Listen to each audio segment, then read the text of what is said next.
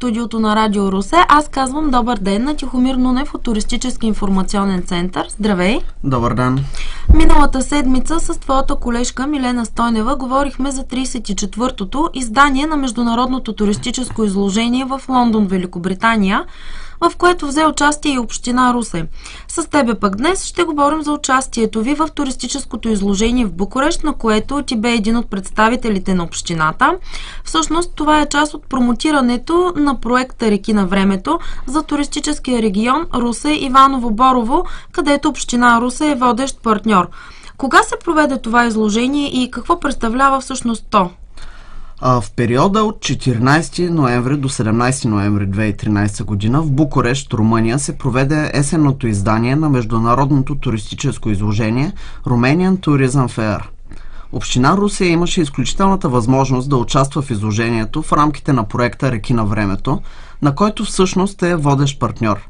Общината се представи на Romanian Tourism Fair като част от интегриран туристически продукт за региона Русе-Иваново-Борово.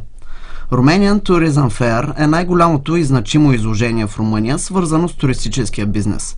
Организирано е от експозиционния център Ромекспо в партньорство с Румънската търговско-индустриална камара, Националната асоциация на туристическите агенции в Румъния, Румънската федерация на туристическите работодатели, Националната асоциация по селски, екологичен и културен туризъм в Румъния и Организацията на собствениците на спа комплекси в Румъния. Тазгодишното есенно издание се проведе на територията на 6 експозиционни зали, заемащи площ от 10 500 квадратни метра. Участваха над 200 организации от 11 страни, а броят на посетителите надхвърли 16 000 души. Разкажи ни малко повече за щанда на Реки на времето. 6 зали на изложението бяха тематично разделени, като щандът на проект Реки на времето беше ситуиран в залата, ориентирана към регионални туристически продукти. Общата му площ беше 6 квадратни метра.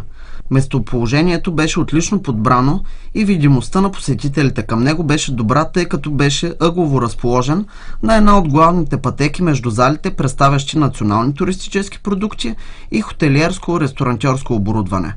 В съседство се намираха щандовете на регионалните туристически продукти Велико Търново, Горна Оряховица, Дряново и Свищов, Белене, Ценово, на чието фон проектът Реки на времето имаше възможност да изпъкне, както заради по-добрата организация и декорация на щанда, така и заради атрактивността на обектите, включени в информационно-рекламните материали. С какво се представя община Русе? По време на изложението бяха осъществени множество ползотворни контакти. Имах възможността лично да презентирам интегрирания туристически продукт Русе-Иваново-Борово на потенциални туристи, както и на представители на туроператорския и хотелиерския бизнес, които проявиха интерес. Бяха осъществени разговори с представители на туроператори от Румъния, Турция, Йордания, Египет и други. Хотелиери от България и Румъния също проявиха интерес към продукта и готовност да информират клиентите си за него. Ясен показател за това е, че абсолютно всички информационно-рекламни материали бяха изразходвани по предназначение. Това бяха 100 броя от луксозния пътеводител Реки на времето, 100 броя информационна брошура Реки на времето и 140 броя карти на туристическия регион с списък на забележителните обекти в него. Отлична роля за информирането на заинтересованите лица относно обектите в Русе и региона и за популяризирането им изиграха информационно-рекламните материали от Туристическия информационен център в Русе, които също бяха изразходвани напълно. В това число 1000 брошури за туристически обекти в и в околностите на Русе, половината от които на английски, а втората половина на румънски, 60 луксозни издания на гид фестивали, 20 луксозни издания на гид архитектура, музеи и храмове и 20 броя книжки с DVD дискове за природен парк Русенски лом.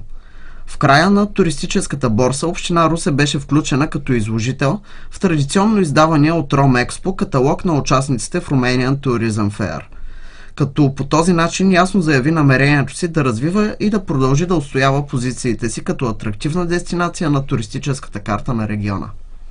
Представянето на проекта Реки на времето на Romanian Tourism Fair безспорно беше отлично, но въпреки това скоро ще бъдат откроени препоръки за още по-успешно привличане на вниманието на туристите и бизнеса при по-нататъчното му промотиране. Пожелавам ви успех за по-нататъчната ви дейност, свързана с популяризирането на региона като атрактивна туристическа дестинация.